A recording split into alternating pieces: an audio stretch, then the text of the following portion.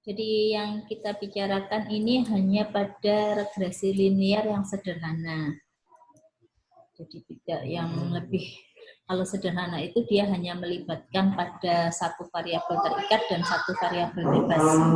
Jadi nanti harapannya setelah Anda selesai mempelajari materi kali ini, Anda dapat menjelaskan dan menyusun persamaan regresi linear sederhana, serta menguji, menghitung, menguji, dan menginterpretasikan dari koefisien tersebut. Jadi nanti diuji ya, koefisien yang didapat itu dia signifikan atau enggak. Kita mulai dari yang pertama, regresi linear sederhana. Jadi regresi linear sederhana ini kita gunakan untuk menganalisis hubungan antara dua variabel. Di mana dua variabel ini kalau bicaranya biasanya ngomongnya fungsional dependent karena memang satu itu dianggap sebagai variabel bebas yang mempengaruhi variabel yang lainnya. Jadi kita bicaranya hanya dari satu sisi gitu ya. Variabel bebas mempengaruhi variabel terikat. Sebentar, kenapa kok tiba-tiba begini?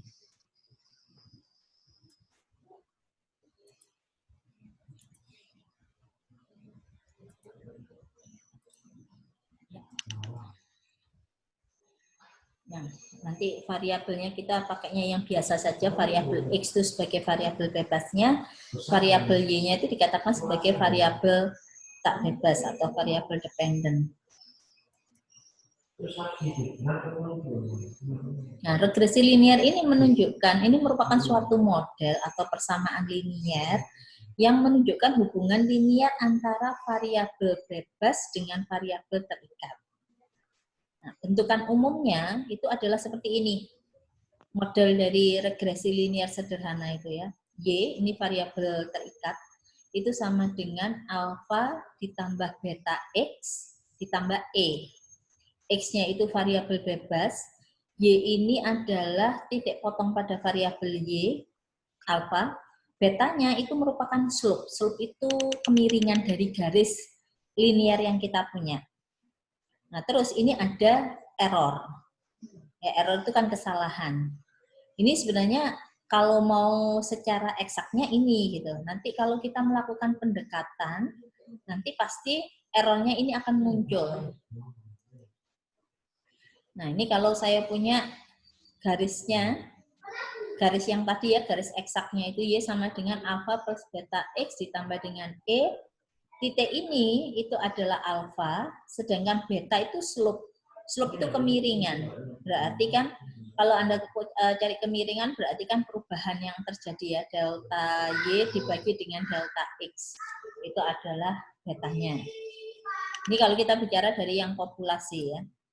Nah, andai kan saya punya 6 buah data seperti ini, yang titik-titik warna biru. Nah, dari 6 buah data ini kira-kira kalau saya punya 3 buah garis yang warna hijau, garis yang warna merah, dan garis yang warna biru, garis mana yang paling mewakili atau yang paling yang errornya paling kecil, yang mewakili data yang ada. Kalau kita lihat hanya secara kasat mata, ya Anda akhirnya melihatnya di rata-rata, oh yang paling bagus kayaknya yang biru itu, karena apa? 2 titik itu langsung pas pada garis tersebut. Terus mungkin aja ada yang ngomong, enggak lah yang merah ini, karena apa, yang merah itu kayaknya kok di tengah-tengah. Kita kalau kasat mata pasti ngomongnya seperti itu. Nah ini nanti pada saat yang akan kita bicarakan kali ini, kita akan melihat garis mana yang paling tepat mewakili dari ke-6 titik yang ada. Itu adalah garis linear yang akan kita cari dengan menggunakan metodenya yang disebut nanti adalah metode least square. Jadi nilai alfa dan beta itu nanti kita estimasi dengan nilai A dan B. Jadi kalau alfa dan beta itu adalah parameter yang sebenarnya, nanti kita mengestimasinya dengan A dan B. Nah, A dan B-nya ini itu akan kita tentukan dengan menggunakan metode least square. Hasilnya A ditambah dengan BX itu kita notasikan dengan Y topi. Jadi Y topi itu adalah nilai estimasi untuk variabel Y, atau biasanya orang ngomong prediksi dari Y ya, pada garis regresi tersebut. Nah, ini kalau titik-titik yang ada. Metode least square itu bilang seperti ini. Dari ke-6 titik itu, saya akan mencari, namanya aja least square gitu ya, kuadrat jarak kuadrat error yang terkecil dari setiap titik. Jadi saya akan membuat sebuah garis di mana nanti kuadrat jarak setiap titik terhadap garis ini, ya. Jadi kalau ini jaraknya saya kuadratkan, itu nilainya akan yang paling minimal. Nanti kalau misalkan dari data ini yang kita dapatkan, garis regresinya itu adalah Y sama dengan 0,934 ditambah 2,114X. Bagaimana cara mendapatkan A dan B? A dan B-nya kita dekati dengan rumusan yang akan kita bicarakan lebih lanjut. Ya, jadi dari yang sana itu nanti pada setiap observasi itu pasti akan terdapat error, pasti ya. Ya, error itu nanti kita nyatakan dalam di sini ada yang ngomongnya E atau mau pakai D terserah. Biasanya lebih enak pakai E gitu, EI. EI itu error. Terus kalau kita mau menghitung errornya, error itu adalah Y observasi dikurangi dengan Y prediksi. Nah, model regresi yang bagus itu adalah errornya yang paling kecil. Atau kalau kita pakai metode ini, kuadrat errornya yang paling kecil. Makanya disebut sebagai metode least square. Jadi kuadrat errornya itu yang paling minimal. Nah ini, koefisien A dan B pada garis regresi itu kita cari dari rumusan yang ada. Jadi yang pertama yang kita tentukan adalah nilai B-nya dulu. B itu diperoleh dari SXY dibagi dengan XE kuadrat. SXY itu adalah sigma dari XI min X bar dikalikan YI min Y bar. Sedangkan SX dikuadratkan itu adalah sigma dari XI min X bar dikuadratkan. Kalau X bar kan berarti jumlahan dari X dibagi dengan N, Y bar itu sigma dari YI dibagi dengan N. Nah, makanya kalau yang tadi rumus dari korelasi, saya lebih suka pakai yang rumusan pertama, karena nanti kalau dilanjutkan pada regresi, Anda nggak perlu menghitung ulang. Ini kan seperti di rumusan dari korelasi tadi ya, bagian atasnya tadi kan pakai ini. Terus bagian bawahnya salah satu bagian itu ada yang memuat sigma dari XI min X bar dikuadratkan. Nanti kalau B sudah ketemu, maka A itu kita estimasi dengan Y bar dikurangi dengan B kali X bar. Nah, A dan B-nya itu sudah kita dapatkan. Nah, kalau nanti bentuk persamaan regresi ini sudah Anda peroleh, kita bisa menguji apakah koefisien-koefisien yang ada itu signifikan atau enggak. Jadi kalau mau melihat satu persatu, nanti namanya uji individu. Lihat apakah alfanya itu signifikan, betanya itu signifikan dengan nilai yang kita peroleh di sini. Kalau kita nguji secara keseluruhan, nguji model, itu berarti pengujian serentak. Ya, jadi kalau kita sudah dapatkan A dan B, Anda bisa uji A dan B-nya signifikan enggak. Terus model linear, model regresi yang kita dapatkan ini signifikan apa enggak. Ini sebagai contoh ya. Diketahui data tentang persentase kenaikan biaya perikanan dan persentase kenaikan hasil penjualan. Ya. Y itu dipengaruhi oleh X ini. Tentukan persamaan regresi linear yang dapat digunakan untuk mengestimasi Y berdasarkan X. Terus yang B, berapakah besarnya persentase kenaikan jika biaya iklan itu dinaikkan menjadi 15%. Ya. Kita cari berarti yang di sini itu tujuannya adalah Anda mau menentukan Y topi itu sama dengan A plus BX gitu ya. Ada berapa data? 1, 2, 3, 4, 5, 6, 7, 8 data. Nah ini saya sudah hitungkan, semoga ini nggak salah ya kalau yang di sini. Nah, kayaknya. Jadi di sini saya dapatkan ini nilai X-nya tadi, ini nilai Y, kemudian X min X bar, Y min Y bar, terus A kali B, A kali A, ini berarti A kuadrat, B kuadrat. Kalau A kali B itu SXY, sigmanya, jumlahannya. Kalau A kuadrat itu SX dikuadratkan. Kalau yang B kuadrat, SY dikuadratkan. Nah, dari sini kita dapatkan hasilnya. Kemudian langkah pertama untuk mengestimasi koefisien dari kesamaan regresi, Anda menghitung B-nya dulu. B dari mana? Dari SXY dibagi dengan SX dikuadratkan. SXY-nya ini 111,5, SX dikuadratkan ketemunya adalah 107,5 dihitung. Ketemunya 1,037209. Dapat ini Anda bisa menghitung A. A dari mana? Dari Y bar dikurangi B kali X bar. Ini Y barnya. Y barnya 7,75, X barnya 6,25. Dengan B-nya dapat dari hasil yang pertama, ketemu angkanya. Nah, ini adalah persamaan regresinya.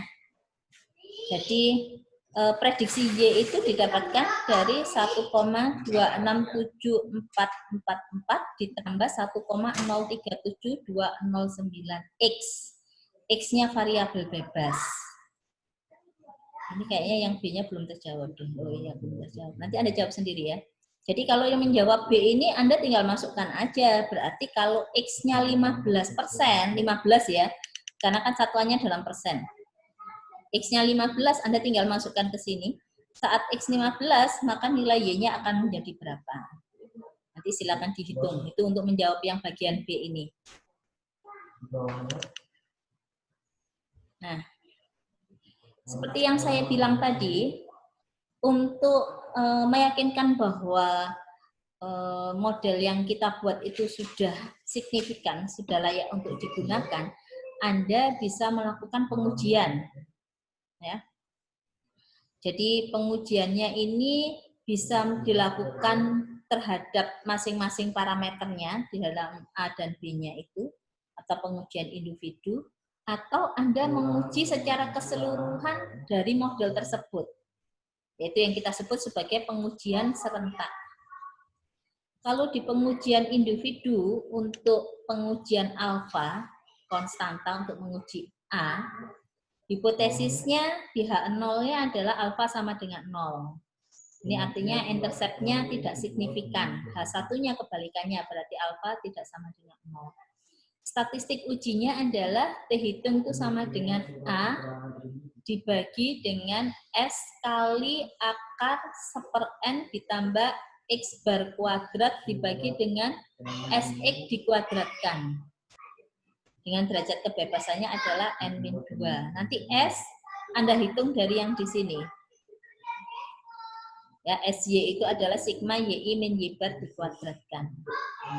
Nah, daerah tolakan H0 itu terjadi saat nilai mutlak T hitung itu lebih besar sama dengan T alfa per 2 derajat kebebasan. Karena ini tandanya tidak sama dengan ya, berarti pengujian dua arah. Sedangkan untuk pengujian beta, gradien atau slope, untuk hipotesisnya hampir sama. Oh ini H1 ini harusnya. H0-nya sama dengan, H0-nya itu beta sama dengan 0, H1 ya ini ya. H1-nya betanya tidak sama dengan 0. Statistik ujinya ini. T hitung sama dengan SX dikalikan B dibagi dengan S. Hitungnya seperti yang tadi nanti. Derajat kebebasannya tetap yaitu N-2. Terus kalau untuk pengujian dari model, ya, pengujian garis regresinya, kita bisa lakukan pengujian secara serentak.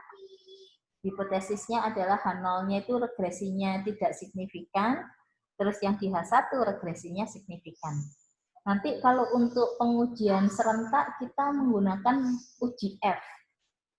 Ya. uji F baru lagi ini nanti. Kalau yang kemarin ada uji T, ada uji normal, ada uji C-square gitu ya. Sekarang tambahan lagi uji F. F hitung kita dapatkan dari ini. MS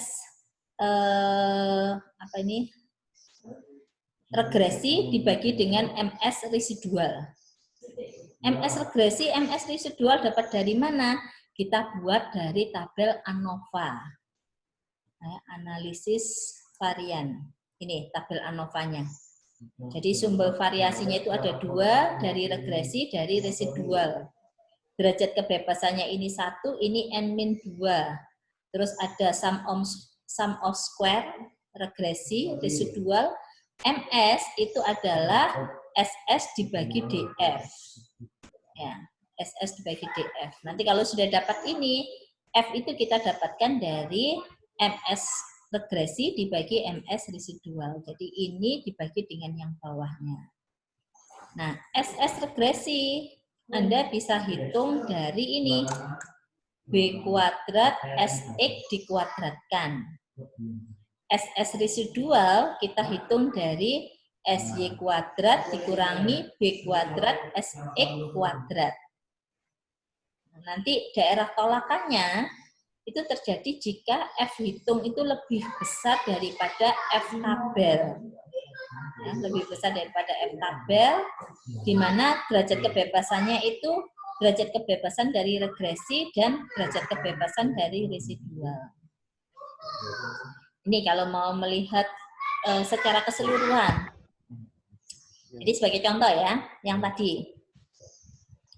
Lakukan pengujian untuk parameter alfa dan beta. Jadi kalau pengujian untuk parameter alfa dan beta, Anda uji secara individu. Dan pengujian serentak itu berarti menguji modelnya. Dengan alfanya adalah 5%. Berarti kalau ingin menguji secara individu untuk yang alfa, hipotesisnya kan H0-nya alfanya sama dengan 0, H1-nya alfa tidak sama dengan 0. T hitungnya dicari. Tadi kan sudah dapat ya A-nya ya. 1,267444. S-nya dihitung tadi, ini ketemu S-nya. S-nya dapat dari mana, Bu? Rumus sebelumnya ada. S kuadrat itu didapatkan dari, saya balik dulu sebentar. Nah, ini dia, dapat dari ini. Jadi Anda hitung, ini didapatkan hasilnya S-nya ini, kemudian 1/N, N-nya adalah, ada berapa data tadi? 8 ya. X bar sudah dihitung, tinggal dikuadratkan bagi dengan SX dikuadratkan. SX kuadrat itu adalah nilai dari XI min X bar dikuadratkan. Di sigma. Ketemu ini.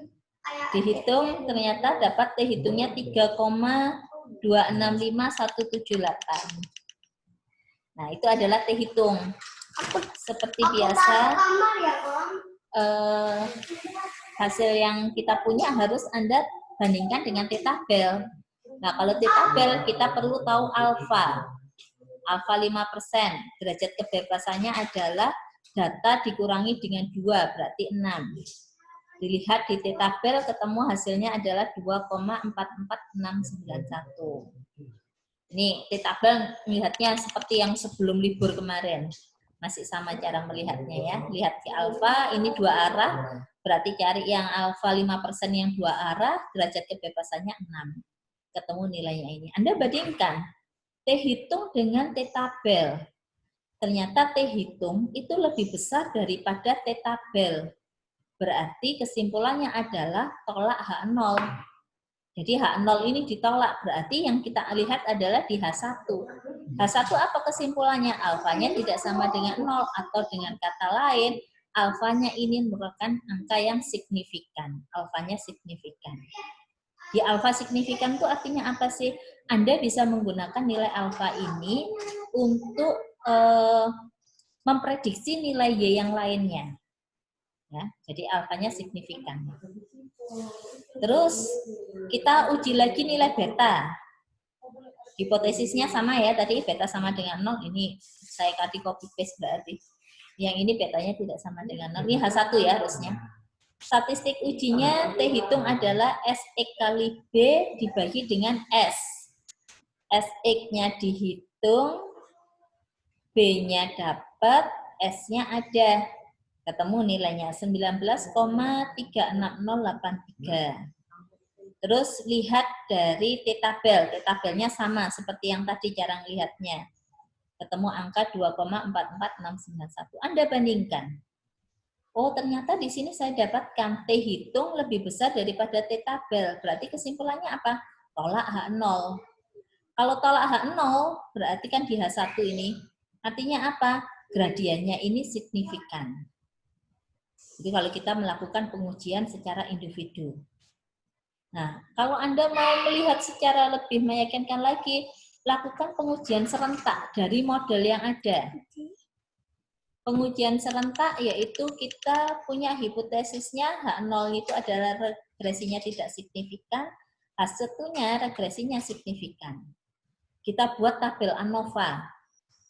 Tadi kan sudah ada ya tabel ANOVA, SS regresi itu B kuadrat, SX dikuadratkan dari hasil yang sebelumnya, kita dapat ini, nilai SS regresinya 115,64884, kemudian SS residualnya dihitung dari SY kuadrat min B kuadrat SX kuadrat. Nah, ketemu hasilnya di situ 1,85111628. Nah, Anda buat dalam tabel ANOVA, MS itu diperoleh dari SS ini dibagi DF. Jadi ini makanya sama karena DF-nya kan 1. Pada yang residual 1,85 sekian ini dibagi 6. Ketemunya ini. F hitung itu lihatlah pada kolom MS. Ya. MS didapatkan F hitung didapatkan dari MS yang regresi dibagi dengan MS residual. Ketemu F hitungnya adalah 374,84171. Itu F hitung. Terus dari sini Anda lihat di F tabel. Nah, F tabel itu kita lihat, sebentar ya, saya lihatkan yang F tabelnya dulu. Tadi kita punya, mana F tabel, sebentar.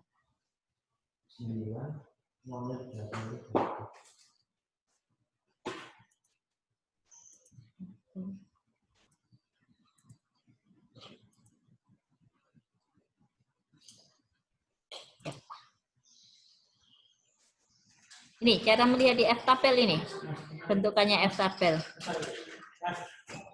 Jadi pertama lihat pada alfa dulu. Yang kita lihat ini kan saya punya ini kalau tabelnya mulai ini ada alfa 0,1. Tadi kan alfanya 5% ya. Jadi lihat di alfa ini 5% berarti 0,05. Kemudian pada apa ini baris yang pertama di sini ini merupakan derajat kebebasan yang pertama. DF1 yang di situ adalah DF dari regresinya. Sedangkan kolom 1 ini menyatakan derajat kebebasan dari residualnya. Nah, tadi kan DF1-nya 1 ya. Terus DF2-nya kita punya tadi berapa datanya? Datanya ada 8, berarti dikurangi dengan 2, 6. Nah, ini kita dapatkan hasilnya. 5,9874. Ya, derajat bebasan yang pertama yang untuk ininya regresinya 1, terus yang residualnya kan 6 berarti. Kita dapatkan ini. Itu adalah F tabel untuk alfa 5% dengan derajat kebebasannya 1 dan 6. 5,9874. Kita cek lagi yuk. Mana tadi? 5,987. Ini 5,9874 ya. Kita dapatkan hasilnya kan itu. Nah, terus seperti yang tadi Anda bandingkan, F hitung dibandingkan dengan F tabel. F hitungnya 374, sekian. F tabelnya 5,987. Ini berarti kan F hitungnya lebih besar daripada F tabel. Jadi kesimpulannya ini berarti tolak H0. Kalau tolak H0 berarti apa? Nah, model regresinya adalah model yang signifikan. Jadi dengan model yang seperti ini, Anda bisa gunakan dia untuk memprediksi nilai Y yang ada. Ya, kurang lebih seperti itu. Untuk menentukan garis regresi dan juga untuk melakukan pengujian dari parameter-parameter yang ada, baik secara individu maupun secara serentak. Kalau secara serentak berarti secara model, secara keseluruhan. Ya, itu dulu untuk ini. Kalau ada pertanyaan silakan ditanyakan. Ini ada beberapa latihan yang bisa Anda bisa gunakan. Ya, dipakai untuk latihan di rumah ya. Ini. Ada pertanyaan dulu mungkin sampai di sini? Sebenarnya kalau menurut saya sih tidak terlalu susah ya. Pokoknya Anda tahu rumusnya, tahu cara mendapatkan nilainya, sudah beres. Sudah. Rumusnya kan ada semua soalnya. Terus jangan lupa tahu bagaimana cara membaca tabel, itu juga penting.